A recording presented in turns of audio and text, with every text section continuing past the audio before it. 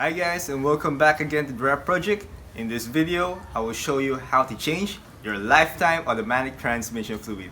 So stay tuned. We got this Mazda 2 5 years ago, and the car already has a almost 77,000 kilometers on it.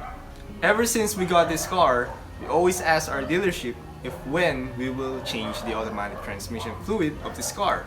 And the dealer said that this car has a lifetime automatic transmission fluid, which means that this car, the automatic transmission fluid, doesn't need to be changed forever. And I don't believe that. Always remember that all kinds of fluids in your vehicle needs to be changed at a specific mileage.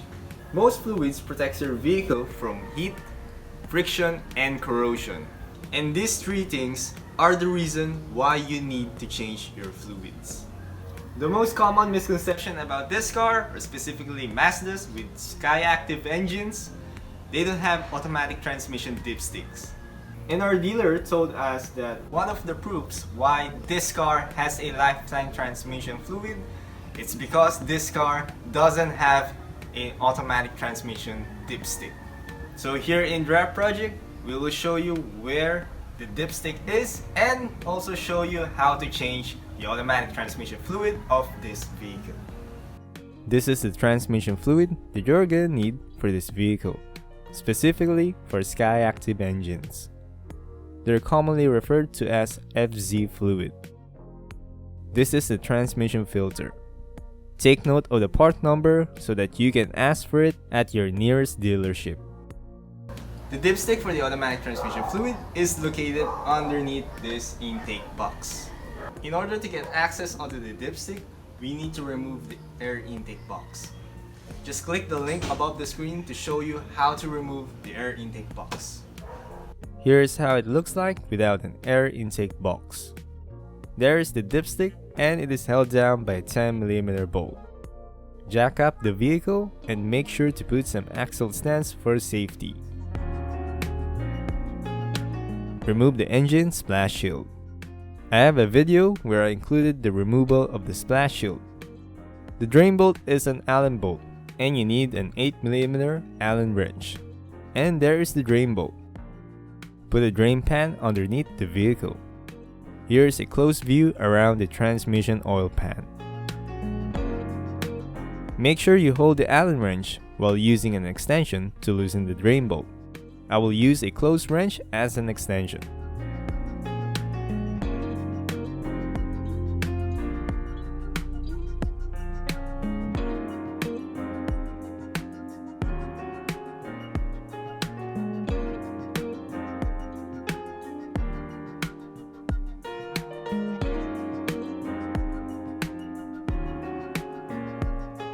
Loosen the bolt all the way and let it drain.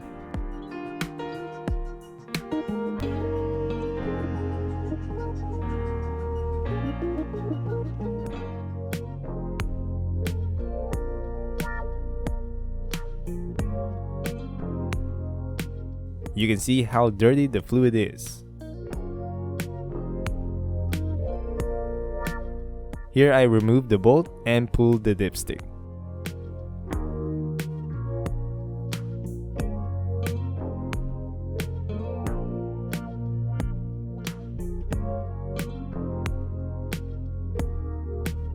I will replace the washer gasket later. Wipe off the excess oil. Then, I will temporarily reinstall this drain bolt, just to prevent the oil from leaking while I remove transmission oil pan.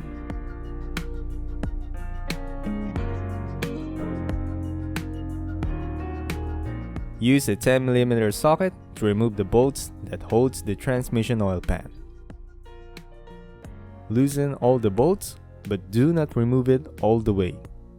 Just put a space in between the bolt and pan so that when you try to pull the oil pan, it won't fall up completely. You can try to tap the pan with a rubber mallet. Second option is to hit the edges of the oil pan. I will use the tip of a wooden handle of a hammer to hit the edges. Use plastic or wood to prevent any damages to the pan. If this doesn't work, there is another way. But before that, I will put the used oil in a different container. Then, I will remove all of the bolts completely. These are all of the bolts. With the drain pan in place, I will try to carefully pull the oil pan by gripping on the edges. After pulling it, drain the remaining oil into the drain pan.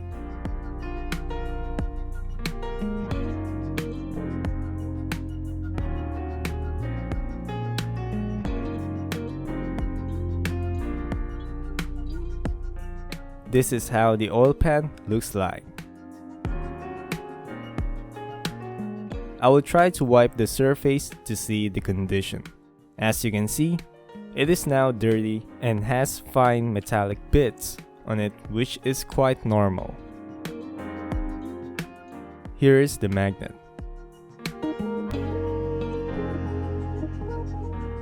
This clearly shows that it needs to be serviced.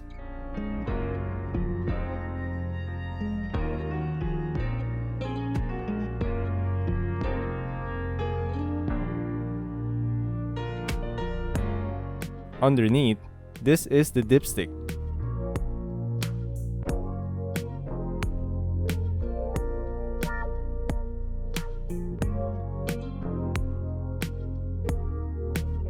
This is the filter, which will be replaced later.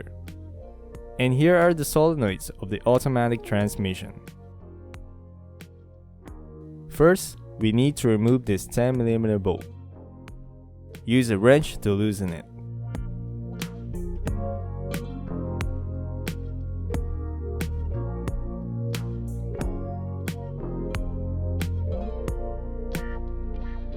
Carefully pull the filter.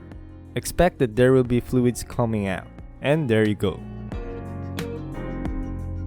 Drain the remaining fluid. Here is a detailed look on the filter.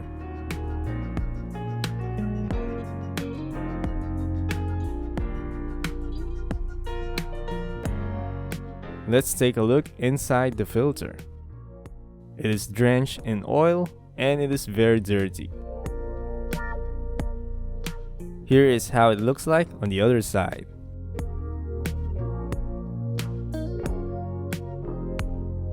This is the new filter, and here how it looks like.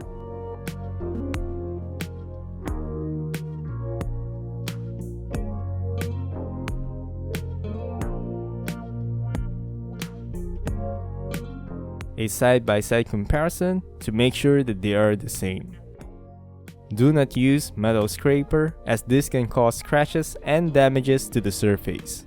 Instead, use a plastic card or plastic scraper to safely scrape off the RTV silicone.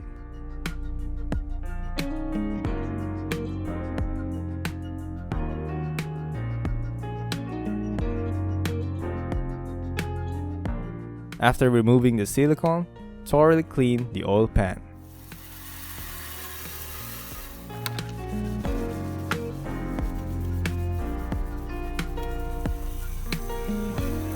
After cleaning the oil pan, I tried to remove the magnet, and there are some remaining metallic bits on the magnet. Be sure to thoroughly clean it before you return it back to the oil pan.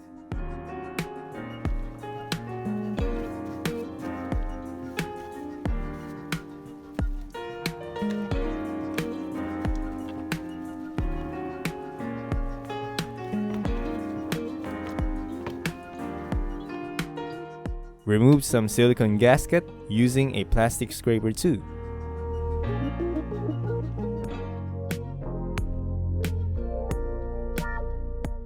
After removing it, clean it well and make sure that the surface is free from dirt and oil.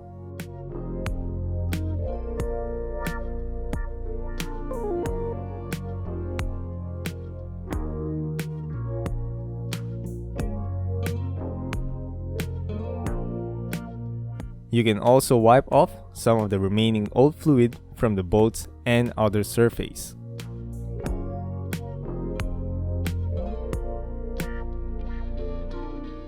this is where the filter will be inserted. And this is the mounting point of the filter.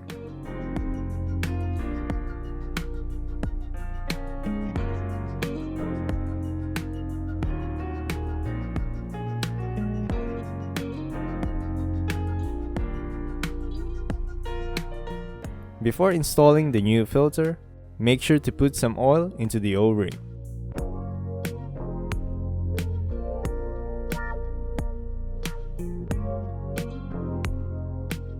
You can put some into the housing as well.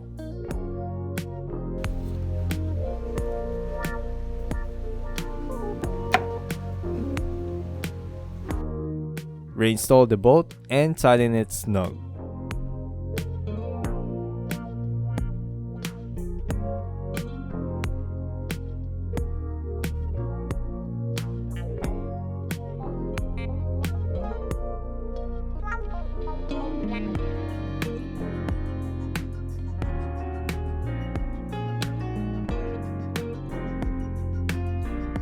Remove the old washer gasket from the drain bolt.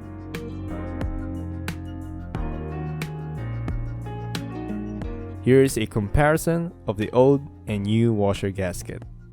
There's only a little difference. The old washer gasket is a bit compressed.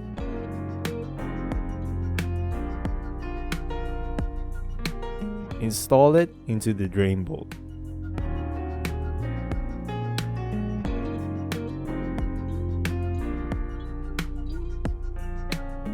Reinstall the drain bolt back on the oil pan.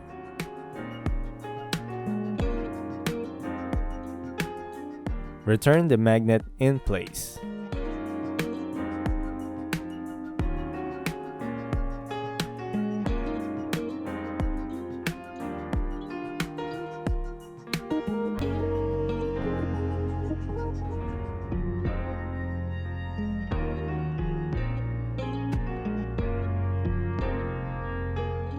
Time to put some RTV silicone. I will put only a thin coat of RTV silicone.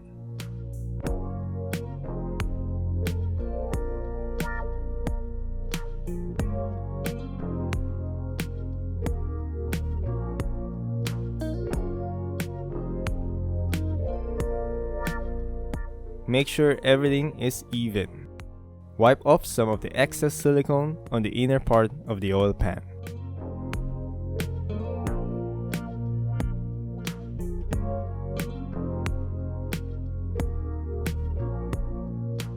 Carefully put the oil pan back to the transmission.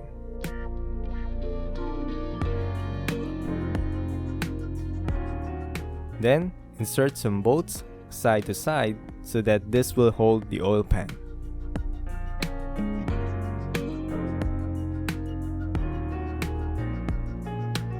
And reinstall and tighten the bolts. Here is a tightening sequence diagram that I made. Do the X pattern when tightening the bolts on the oil pan. You can have your own sequence too, as long as it is in X pattern and tightening starts at the center or middle portion of the oil pan. After that, tighten the drain bolt. You can use a close wrench or a pipe as an extension for extra leverage.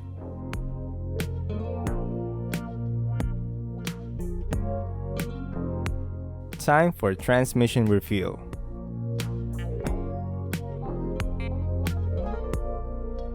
This is a higher variant model with the same engine. Here I have 4 bottles that will be automatically put into the transmission. You will only have adjustments on the 5th bottle. Here are the original clip where I pour all of the 4 bottles of ATF into the transmission.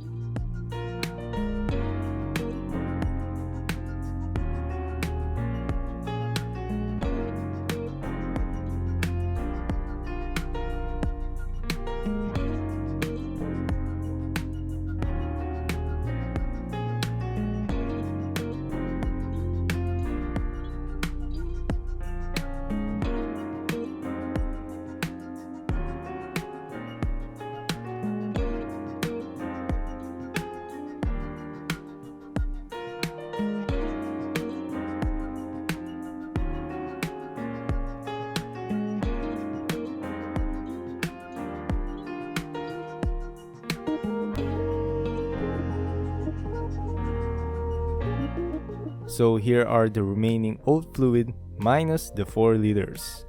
I will use a plastic cup to determine the quantity of fluid. This first line would be my full mark.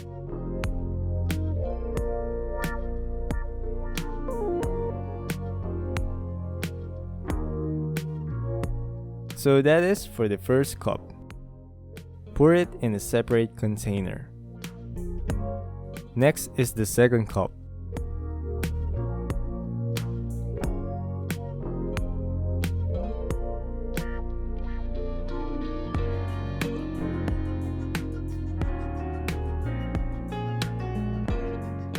This is the third cup, and as you can see, there is a half amount of old fluid. I put a yellow tape as a mark to determine how much I will put back into the bottle. This is a bottle filled with old transmission fluid, and as you can see, it has 1 liter of old fluid.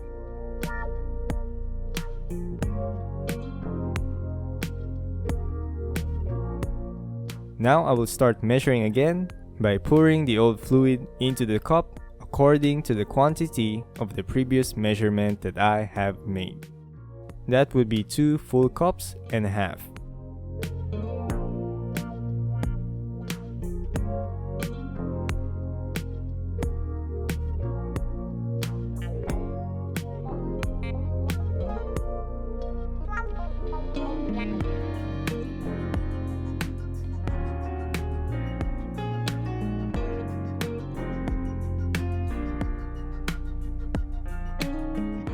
The third one should be leveled with a marking.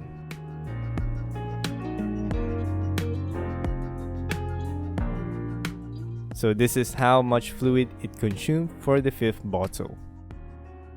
Next step is to grab your new bottle of ATF.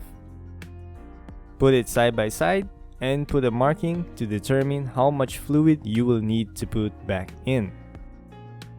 Insert the tube again and pour some oil.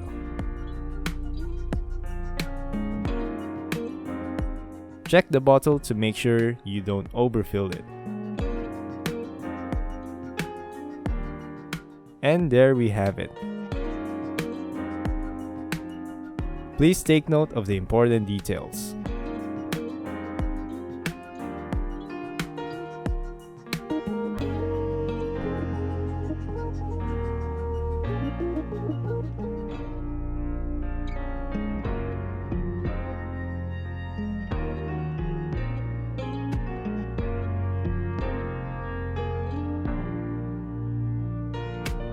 After refilling it with new ATF, reinsert the dipstick and reinstall the bolt. If you plan on checking the dipstick for fluid level, don't return the bolt. You can check the level when the engine is running and warm. Return everything back together and start the engine.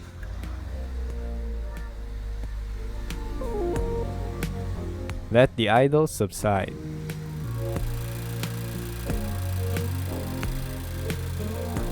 When the idle speed decreases, put the gear lever on all positions.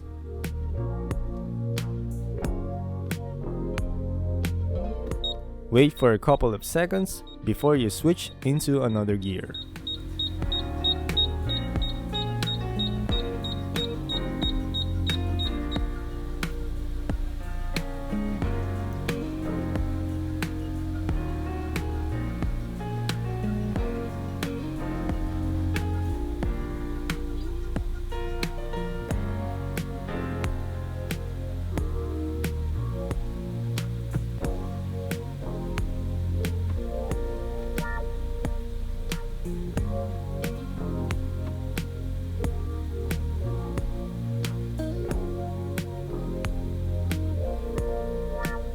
This is done to let the new fluid flow on all gears.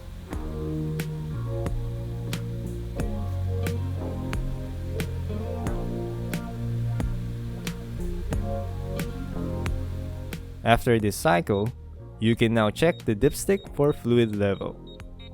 For me, I don't need to do that because I have already put the same amount of fluid back into the transmission.